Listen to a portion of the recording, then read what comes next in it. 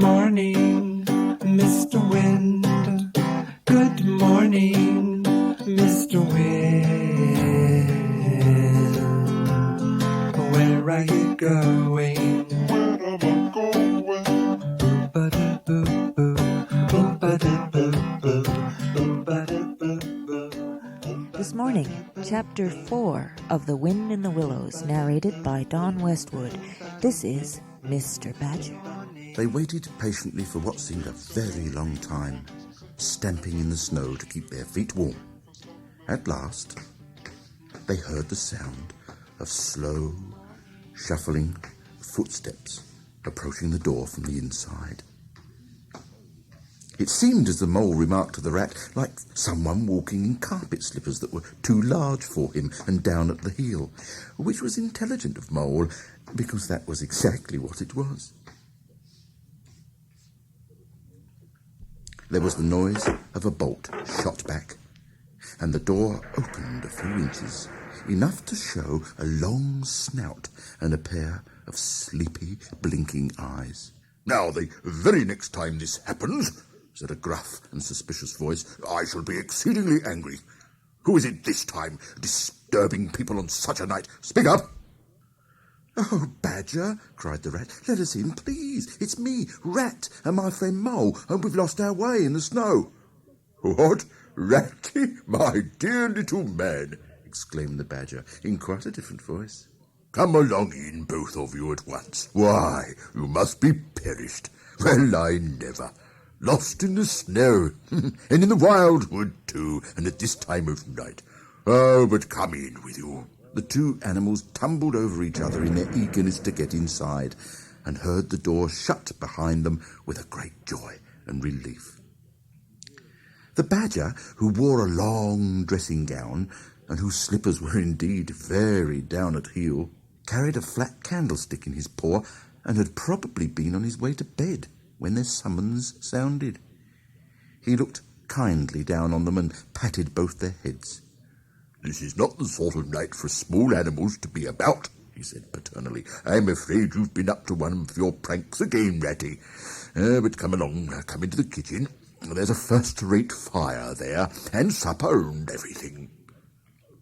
He shuffled on in front of them, carrying the light, and they followed him, nudging each other in an anticipating sort of way down a long, gloomy, and to tell the truth, decidedly shabby passage, into a sort of central hall, out of which they could dimly see other long, tunnel-like passages branching, passages mysterious and without apparent end. But there were doors in the hall as well, stout, oaken, comfortable-looking doors. One of these the Badger flung open, and at once they found themselves in all the glow and warmth of a large, fire-lit kitchen. The kindly Badger thrust them down on a settle to toast themselves at the fire, and bade them remove their wet coats and boots. Then he fetched them dressing gowns and slippers, and himself bathed the mole's shin with warm water and mended the cut with sticking plaster till the whole thing was just as good as new, if not better. In the embracing light and warmth, warm and dry at last, with weary legs propped up in front of them, and a suggestive clink of plates being arranged on the table behind, it seemed to the storm-driven animals, now in safe anchorage, that the cold and trackless wildwood just left outside was miles and miles away, and all that they had suffered in it half-forgotten dream.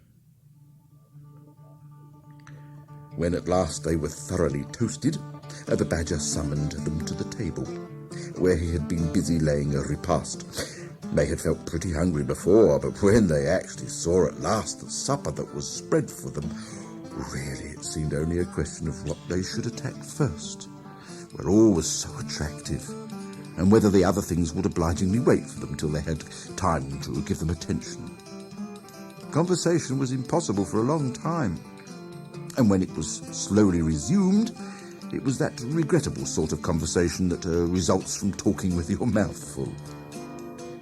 The Badger did not mind that sort of thing at all, nor did he take any notice of elbows on the table, or everybody speaking at once. As he did not go into society himself, he had got an idea that these things belonged to the things that didn't really matter. We know, of course, that he was wrong and took too narrow a view, because they do matter very much, though it would take too long to explain why. He sat in his armchair at the head of the table and nodded gravely at intervals as the animals told their story. And he didn't seem surprised or shocked at anything, and he never said, "I told you so," or "just what I always said," or remarked that they ought to have done so-and-so or ought not to have done something else. The mole began to feel very friendly towards him.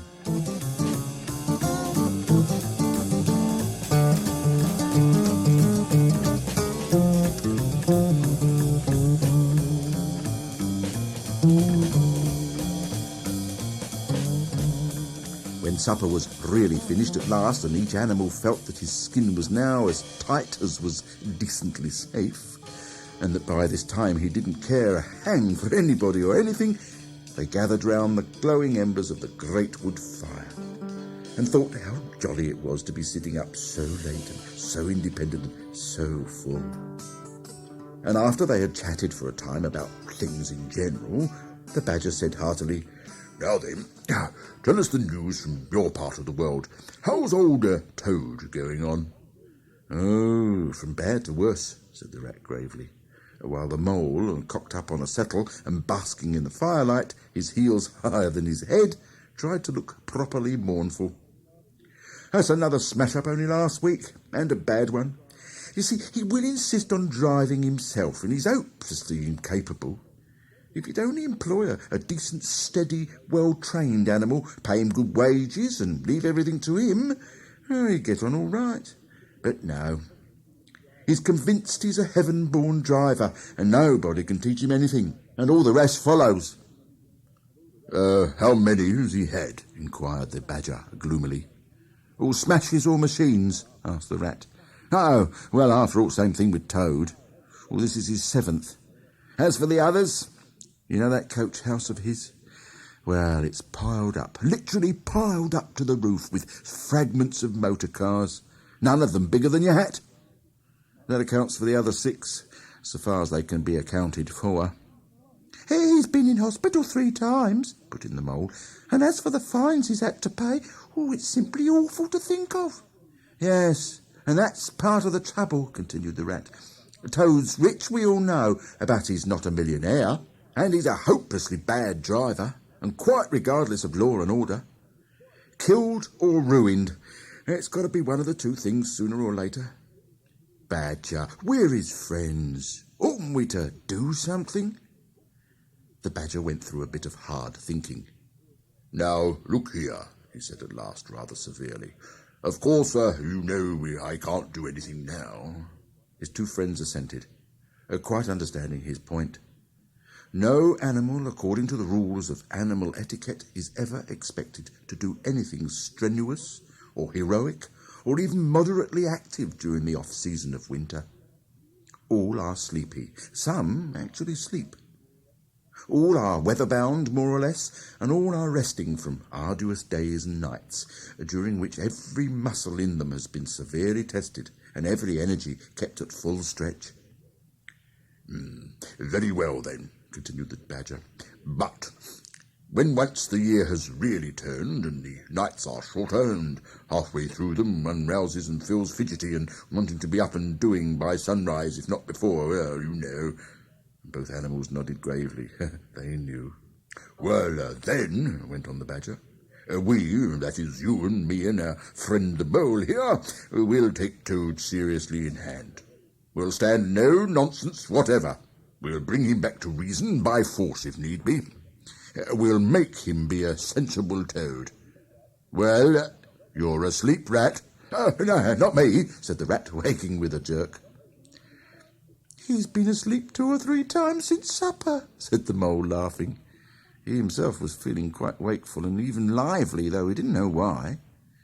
The reason was, of course, that he, being naturally an underground animal by birth and breeding, the situation of Badger's house exactly suited him and made him feel at home, while the rat, who slept every night in a bedroom, the windows of which opened on a breezy river, naturally felt the atmosphere still and oppressive. "Well, it's time we were all in bed," said the Badger, getting up and fetching flat candlesticks. "Come along, you two, and I'll show you to your quarters. And take your time tomorrow morning. Breakfast at any hour you please." He conducted the two animals to a long room that seemed half bedchamber and half loft. The Badger's winter stores, which indeed were visible everywhere, took up half the room. Piles of apples, turnips and potatoes, baskets full of nuts and jars of honey. But the two little white beds on the remainder of the floor looked soft and inviting, and the linen on them, though coarse, was clean and smelt beautifully of lavender. And the mole and the water rat, shaking off their garments in some 30 seconds, tumbled in between the sheets in great joy and contentment.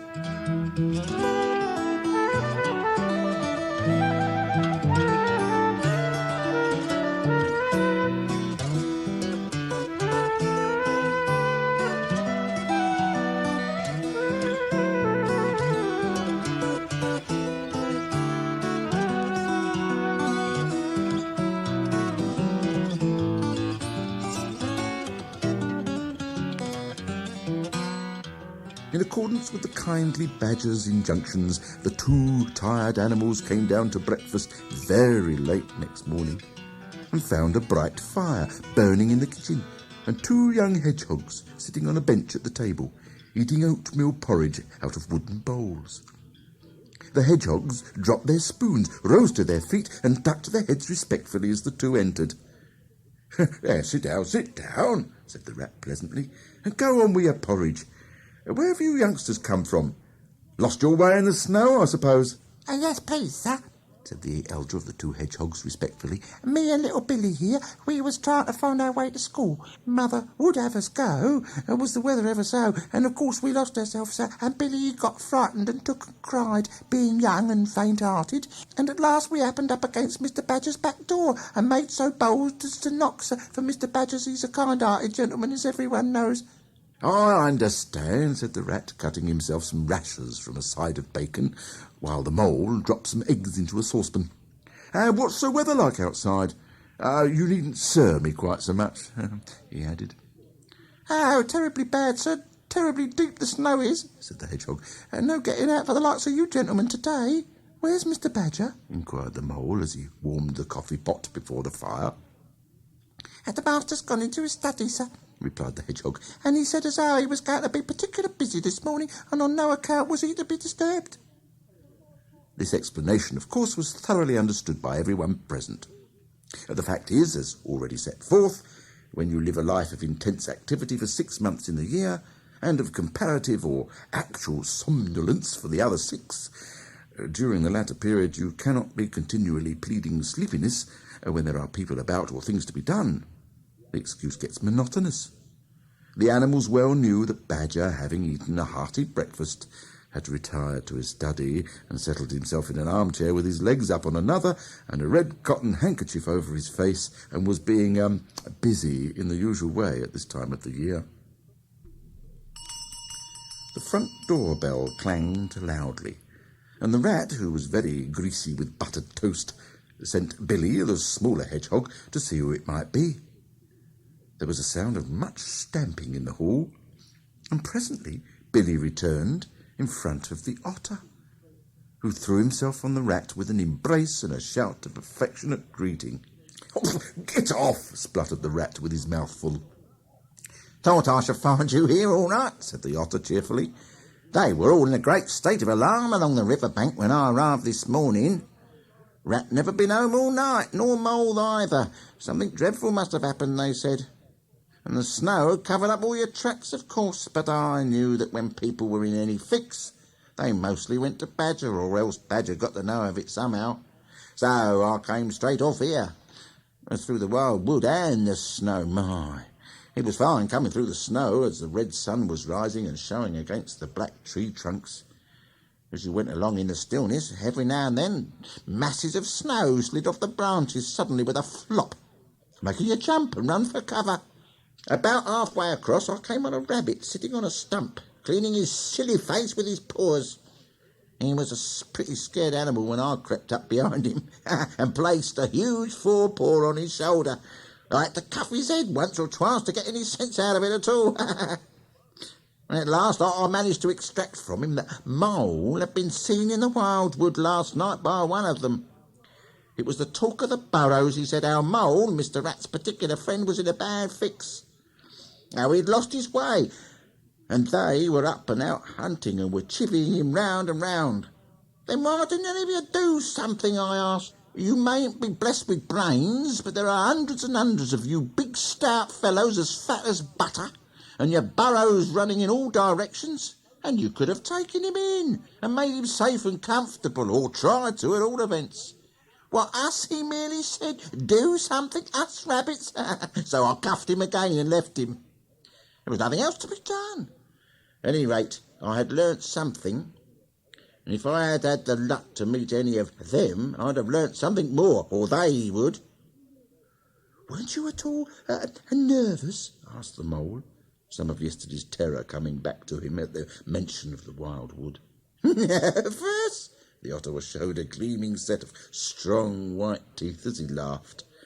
I'd give 'em nerves if any of them tried anything on with me. Here, Mole, fry me some slices of ham like a good little chap you are.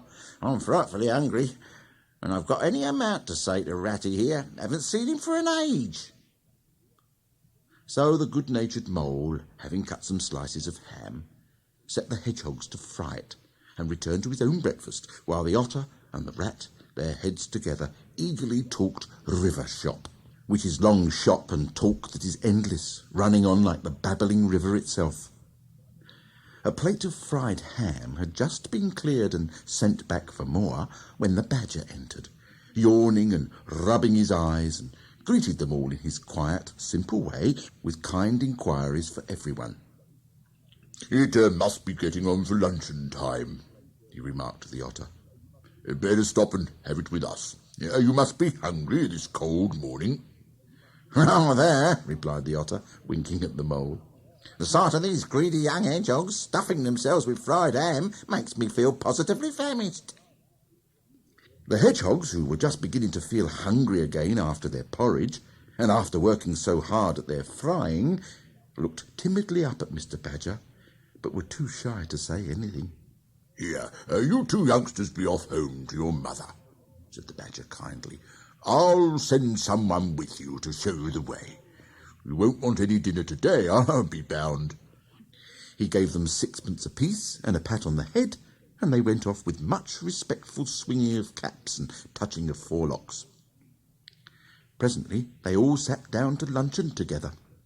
The Mole found himself placed next to Mr. Badger, and as the other two were still deep in river gossip, from which nothing could divert them, he took the opportunity to tell Badger how comfortable and home-like it all felt to him. "Once well underground," he said, "you know exactly where you are. I mean, nothing can happen to you, and nothing can get at you. You're entirely your own master, and you don't have to consult anybody or mind what they say. Things go on all the same overhead, and you let 'em, and don't bother about them. When you want to, up you go, and there the things are, waiting for you." The Badger simply beamed on him. That's exactly what I say, he replied. There's no security or peace and tranquillity except underground. And then, if your ideas get larger and you want to expand, why, a dig and a scrape and there you are. If you feel your house is a bit too big, you stop up a hole or two, and there you are again. No builders, no tradesmen, no remarks passed on you by fellows looking over your wall, and above all, no weather. Look at Rat now. A couple of feet of flood water, and he's got to move into hired lodgings. Uncomfortable, inconveniently situated, and horribly expensive. Take Toad. I say nothing against Toad Hall.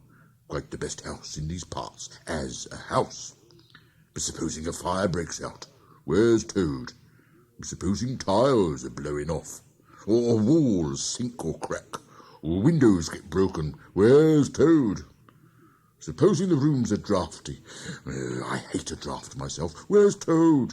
No, up and out of doors is good enough to roam about and get one's living in, but underground to come to at last. That's my idea of home. The Mole assented heartily, and the Badger in consequence got very friendly with him. When lunch is over, he said, I'll take you all round this little place of mine. I can see you'll appreciate it. You understand what domestic architecture ought to be, you do.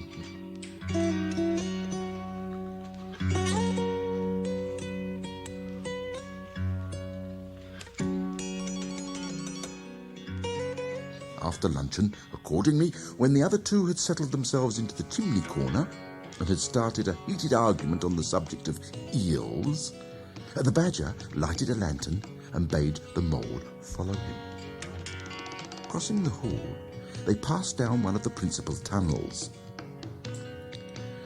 and the wavering light of the lantern gave glimpses on either side of rooms, both large and small, some mere cupboards, others nearly as broad and imposing as Toad's dining hall. A narrow passage at right angles led them into another corridor, and here the same thing was repeated. The Mole was staggered at the size, the extent, the ramifications of it all. At the length of the dim passages, the solid vaultings of the crammed store chambers, the masonry everywhere, the pillars, the arches, the pavements. "How on earth, Badger," he said at last, "did you ever find the time and strength to do all this? It's astonishing." Well, it would be astonishing indeed, said the Badger simply, if I had done it.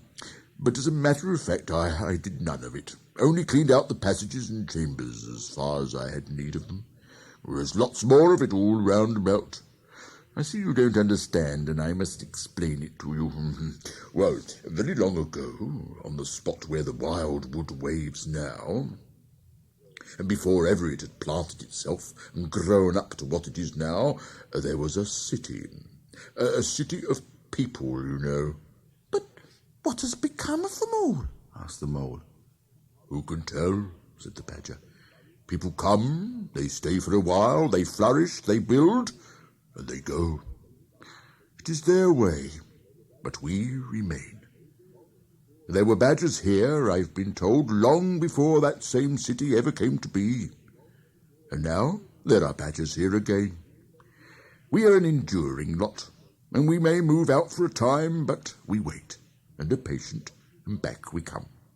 And so it will be forever.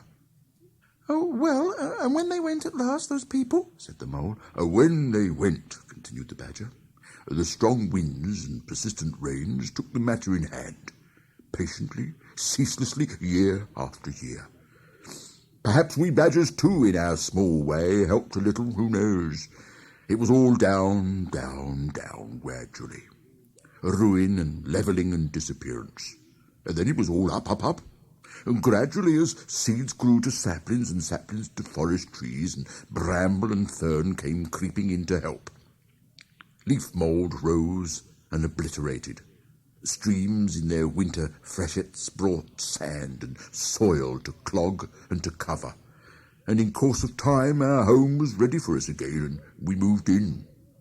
Up above us on the surface the same thing happened. Animals arrived, liked the look of the place, took up their quarters, settled down, spread and flourished.